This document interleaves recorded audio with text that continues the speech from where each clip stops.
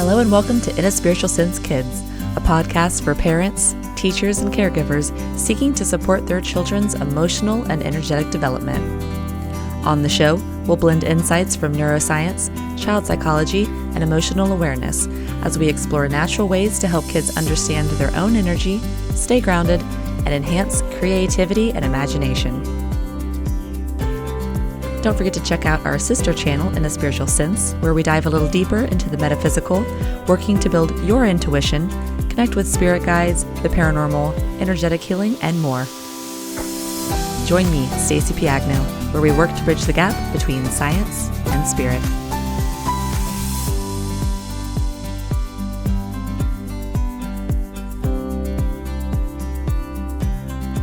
Hello and welcome back to In a Spiritual Sense Kids. I'm your host, Stacey Piagno. I wanted to start off today with a little energy check-in for you all. When is the last time you've tuned in with your four bodies? Remember, we talked about this in episode 1.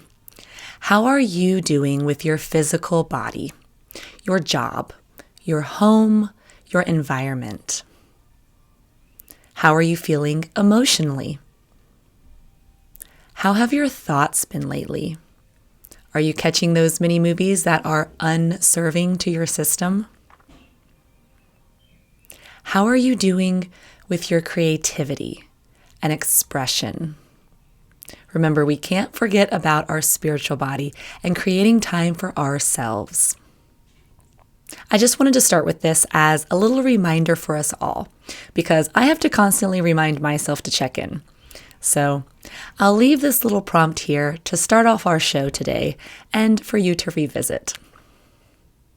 Now, as you're checking in with yourself and finding time for yourself, you might need a little something to keep those kids of yours busy. So I've gathered some ideas and concepts together. Some of these are things I do in the classroom. Some of them were things I used to do as a kid. The ideas that kept me busy. I tried to choose a couple of things from different age ranges. However, again, this show is heavily geared towards that primary age. But the biggest thing to keep in mind with entertaining our kids is that we want to make sure we're giving them time and space to be creative. And we want them to be able to use their creativity in ways that will keep them engaged. That's what I have found is the biggest obstacle. We want them to be engaged in what they're doing so they stay busy longer, as long as possible. Before we dive into this, however, I first want to talk about the power of boredom and the significance it holds as a catalyst for your child's success and for your child's development. That's right. Struggling through boredom is a gateway to success. And our kids need this. And as you've heard me mention, it's in these periods of stillness and problem solving that build neuroplasticity in our children. It creates growth and connection of their brain. I was actually reading the other day about the value of boredom and how if we aren't allowing our children to go through those times of boredom, it can actually open the door to entitlement.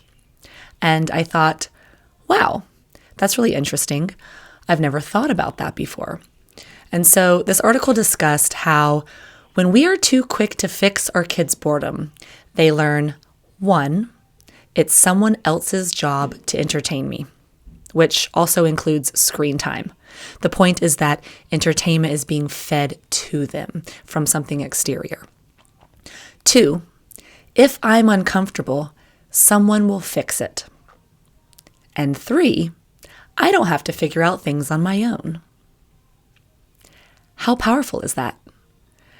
After reading this, I really connected with it and how, yes, this is something I see in the classroom. And yeah, we are fostering those kinds of subconscious beliefs when we don't give our kids the opportunity to problem solve their own boredom. And if we play those beliefs out, what could end up happening is our kids will experience more frustration. They will have less motivation because they have less practice taking initiative, so they become followers. And they struggle when life doesn't go their way or when every minute isn't filled with stimulation or fun, because they always expect fun to be fed to them, right? All of this stems from us not allowing our children to experience boredom. So, I wanted to share this because boredom is good. It allows our kids the chance to problem solve and use their creativity to grow stronger neural pathways. Remember, as neural pathways grow, one outcome of this is that it helps our system better overcome our environment. The more neural growth we have, the better we can overcome things. And neural growth is strongest at ages 0 to 6. So, if we allow our kids to experience boredom during this age, they will be better able to overcome all the issues that boredom could bring. Now compare this to a child who does not have the opportunities to be bored. Let's say because maybe any slow moments are filled with a screen. And I'm not trying to create guilt. I'm just trying to show the impact. Our kids will be better able to adapt to their environment when any future issues arrive, all because they experienced boredom. That's a significant way to look at it. It honestly helps foster independence and resilience. And through the creativity aspect, it helps our kids learn how to express themselves in entertaining ways. They have to practice this to become good at it. And the younger you start them with this, the better they will be at it. The more imaginative they will be. The more they will be able to entertain themselves. The more passion and interest they will have for the world around them. That's a big thing. To be interested in the world right in front of you. This means to be present. We talked about the importance of this. Presence creates memories and expands life. We want our children to learn how to be present with life, not screens. We want them to learn how to find meaning in life by exploring and becoming curious about everything around them. And allowing for pockets of stillness and boredom to occur is so impactful. So, today I want to inspire you to help your kids drop the technology and try something new. It's not our job to constantly entertain our children. However, it is our job to empower them to entertain themselves and empower them to connect to life. It's interesting. I just filmed our first interview of the season. It will be coming out in a few weeks. And I was talking to Andrew Newman, who is a children's book author, and he created a beautiful collection of stories. We'll get into them soon. But the topic of boredom came up, and he briefly mentioned how kids don't necessarily struggle with boredom itself, but instead they struggle with the transition from boredom or to boredom. And I thought, oh, there's something there. It's the transition that's tough. And this is where we as parents and leaders can come in. So the first piece of advice that I will mention is not so much a game or craft, but just to share the importance of nature. Kids need to be outside. I don't even have time today to discuss all the reasons why it's good for kids to be outside and have a relationship with nature. For all of us, for that matter. You guys got to go check out my other channel, In a Spiritual Sense. I have a lot of good episodes that discuss the impact of nature, both spiritually and physically. The grounding episode on In a Spiritual Sense talks about how we exchange ions and what that even is and why it's good, etc. But man, as a kid who did have the opportunity to grow up outside, to explore and break sticks and dig holes and stare at the leaves because I was bored, that's one thing I'm grateful for. When I was bored, there were two things I would do. Go outside or do something creative and artistic. And these are the first two things I'll offer. And I know we all live in different environments. Some of us might be in the city, some in neighborhoods, some in open spaces, woods, whatever. So apply this to your environment. But nature has a way of, 1, entertaining us, and 2, exchanging positive energy into us and around us. If you have any kind of yard, plants, trees, forests, parks, beaches, expose your kids as much as possible. And depending on safety, allow them to explore. Allow them to play and use their imagination. Nature will entertain them, and it will surround them with good aura as well. Scientifically, when we're in nature, our systems become grounded with the earth. I explain the science behind it on In a Spiritual Sense. I'll put the episode link below. So this is one step you can take. Get your kids outside. Now, also, something that I want to make a theme in today's conversation is when supporting our kids with boredom. I find what works well is to give kids prompts or projects and leave it open-ended. Give them a focus or an idea. That's the transition we just spoke about. And then allow them to take the lead and come up with something magical. For example, speaking of nature, let's come up with something that will keep them busy while playing in nature. Things where they have to hunt or look for something or build something are always great. Things that they can get into or make a game of will make them more invested. And that's another theme for today is we want to find ways where they will feel invested in something so it lasts longer. Give them a little direction and let them take over and be a leader. Scavenger hunting for items or colors or objects is always fun. You can pre-make lists for them that have pictures or colors that they have to go find, and they can use this over and over. Or you can make it take longer and give them a choice of what they want to hunt for. Give them a bunch of paper stapled together and tell them to draw different items that they have to go find. Tell them to play pretend and have them make a scavenger hunt for all of their toys or favorite stuffies. Whatever you would do as a parent to them, make them be in charge of it and act as if they are a parent or leader to their favorite toys or an actual friend.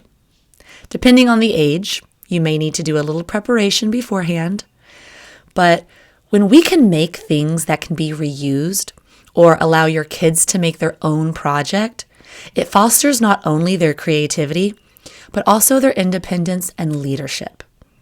And if it's something they made, they are going to feel special. That's the investment part I mentioned. And is this one activity going to prevent boredom forever? No, of course not. But it's a start to initiating creativity. That's the point. And initiating gameplay and triggering their own ideas. Because when we come up with ideas like this with our kids, they will eventually start to come up with their own versions and their own games.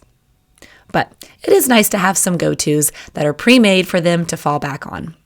Depending how much time you actually do have, you can get really into it and make, for example, pages of laminated scavenger hunts that can be reused over and over. Leave it broad though. Like make a page of rainbow colored squares and have them walk around, again, either outside or inside, to find something of each color. Have them wear a backpack and stuff it full of their findings and really build it up.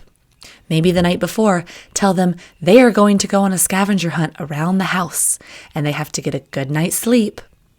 Put all the energy into it by making it sound really exciting and have them get all prepared. Or again, give them a blank pad of paper and tell them to go on a walk and draw everything they find. And tonight before bed, you can tell me all about your adventure. Choose words that sound exciting, like adventure, discover, go on a journey, make a challenge, go on a treasure hunt. This is exciting stuff. And all you're doing is leading the way and allowing their imagination to take off. When working with children, Our delivery and the energy behind our description can make or break the activity. And once a child's imagination is triggered, it flows. And we might quickly realize we don't have to do as much work as we thought. Something we always had in my family was the artsy craftsy bin. Yes, we came up with that name together. And it was just this huge box filled with art supplies and paper and little knickknacks and honestly trash. And it was just endless. My mom would always restock it with random stuff, recycling, stickers, whatever. And when my brother and I were bored, go dig in the bin and make me something. And it was so cool because we had this huge wall dedicated to our artwork. And my mom would change it out weekly. So this way we could always see our creations. And this made us feel special and made us invested in what we were making. We were proud of it because we knew it would be hung up for everyone to see. I remember last year we did the coolest project in my class. It was Earth Day and we were learning about recycling. And I collected recyclables, paper, trash, bottles, broken anything from the entire school. And I shut down the day and moved all the tables and dumped everything all over the floor. I had like 5 tape stations. There was endless glue. I was in charge of running the hot glue gun, and I prompted everyone to make a toy. That was the only direction. And we actually ended up taking 2 days for this. And I have never seen the kids so engaged. We could have probably continued it for weeks. They never stopped. They never got tired. They were never bored. They just wanted to create. Because that's our natural state. We are creative beings. We're all artists. We're all builders. We're meant to use our imagination. And something as simple as a room or bucket full of trash and tape can keep a kid busy for hours and even days. Again, it's the transition from boredom that kids struggle with. We just need to get them started and let their minds lead the way. And art is such a great tool. Get your kids paints, markers, crayons, try different mediums, or just give them a pencil and some paper. Have them draw, make up stories. If they can't write yet, use pictures to tell the story. Tell them you can't wait to hear all about it before bedtime. If they know you want to hear about it, later of course, they will feel more invested. Especially if you continuously do this, they will become accustomed to meeting back later. Also, along with the investment piece, we sometimes have to push our kids to continue working on something for a certain period of time, especially at a young age. Sometimes in the beginning, we have to teach kids about pride and taking their time with things. I see this a lot in the classroom, and some of this is just personality-based. Some of it is teaching kids to slow down and work hard on something. But I think adding in that part about them telling you or showing you what they created is special.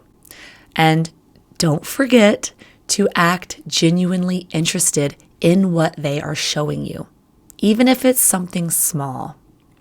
Because kids can read your energy, and they can tell when you are or aren't really into what they're saying. And it's really impactful to them when you are genuinely interested in their thoughts and creations, because it will, 1, grow their confidence or shut it down, and 2, grow their interest in that thing or activity. As a parent, you are your kid's favorite person. They want to impress you, and they want to share their experiences with you. So we have to make sure we give them time to meet back with us, such as before bed, or maybe at dinner, to show and tell us about the adventure they just had or that creation they just made. Remember earlier in the season we talked about giving them windows for when they can expect alone time and when they can expect parent time. These moments when we come back together with our kids are very impactful, especially right before bed. It's sacred for bonding and cleansing out their systems before they start fresh the next day. Create a routine where they have time to tell you about their adventures. And the cool thing is, once they get used to you questioning them on these journeys, or whatever word you want to use, they will begin to expect it, and they will start thinking about it through the day. They will start looking for their favorite parts of the day, hence creating favorite parts of the day, so they can tell their favorite people, you. So, I don't know, some food for thought. Another idea I loved to do when I was younger was to make scripts and plays. This was when I was a little older, whether it be with my friends, family, cousins, or again, my toys. Depending on the age of your child, they might need support. If your kids are at an age when they can write, at least a little, this is a great prompt.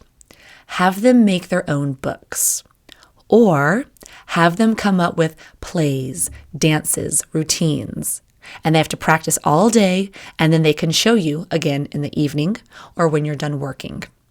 Some of your kids will love this. Some might not. Think of the personality of your little one. I know in class, my kids are 6 going on 7, and whether boy or girl, they love this. We do it a few times a year for the holidays. If you have older boys, they might not be as into this one. I'll go over a few ideas in a minute for those rough little boys you may have. But in a class setting, for example, obviously one of the standards we go over is to be able to retell a story. So every year around Thanksgiving and Christmas and right before summer, I break the kids into groups, and first they have to come up with their own characters. Costumes, personalities, props, and all they have is paper, glue, scissors, and markers. And I really drag it out. Let it take as long as possible. It's absolutely amazing what they come up with. They all make hats and paper necklaces and bags and swords and helmets, anything they can imagine. Then, once they are done with their characters, they work in their groups to make a setting. And since I'm at school, I have access to huge rolls of craft paper. So I roll out a big long sheet, and each group has a bucket of markers that they have to use to discuss and create a scene. I've had kids draw the setting in outer space, on the moon, in a beach in Hawaii, a park, an imaginary mountain with make-believe flying creatures, anything they can come up with. And push them to keep adding details. Spend time on it. Really make it special. Then, last, they work as a group to write their story. Now, with little ones, sometimes they can write and sometimes they struggle, but their ideas are ever flowing.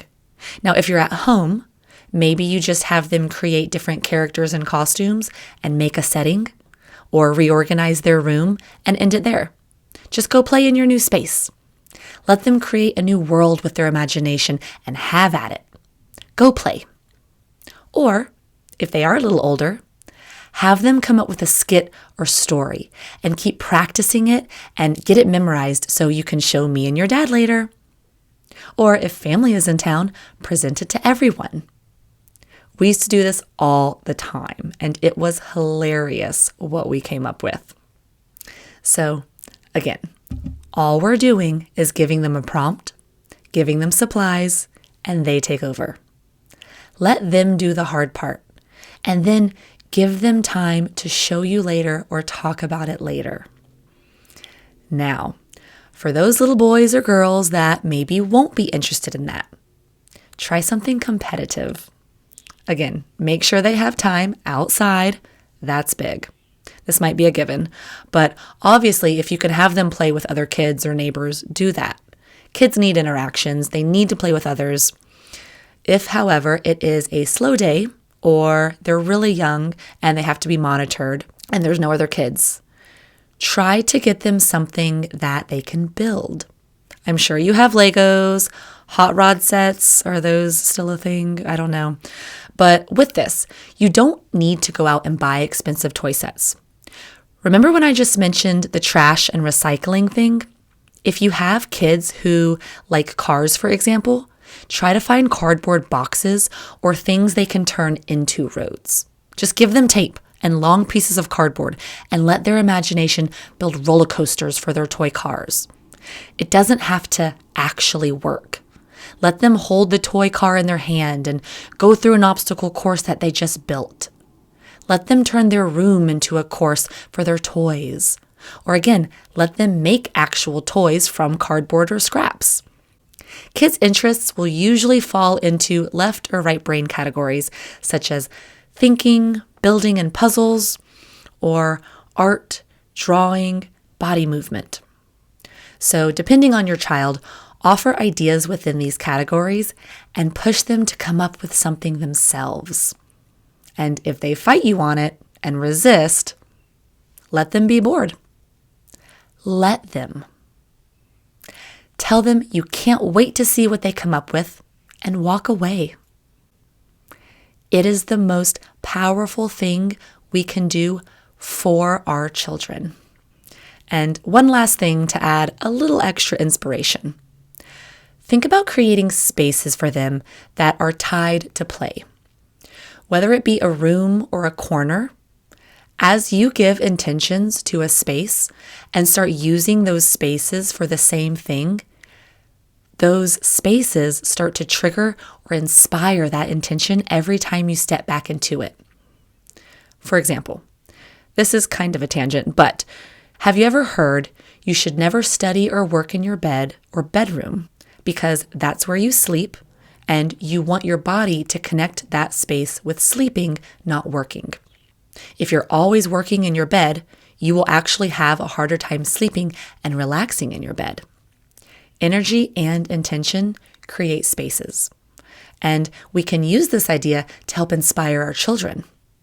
So, creating spaces for them to do any of the above is also an extra layer I wanted to add.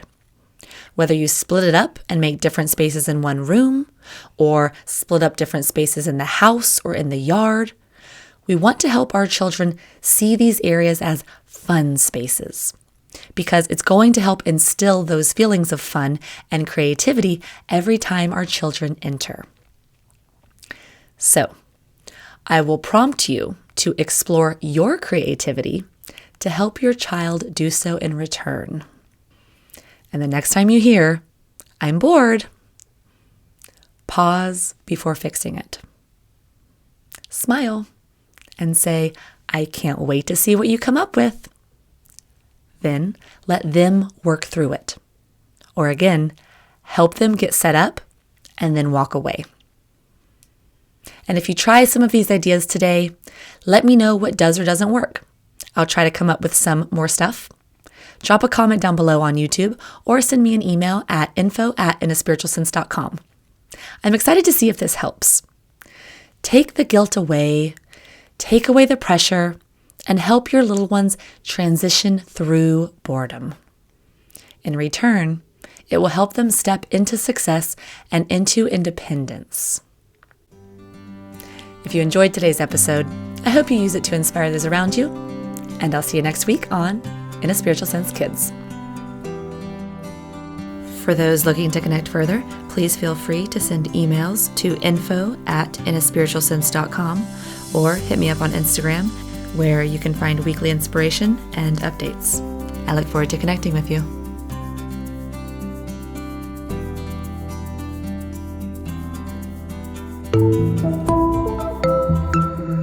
This show is part of the Mindful Podcast Network.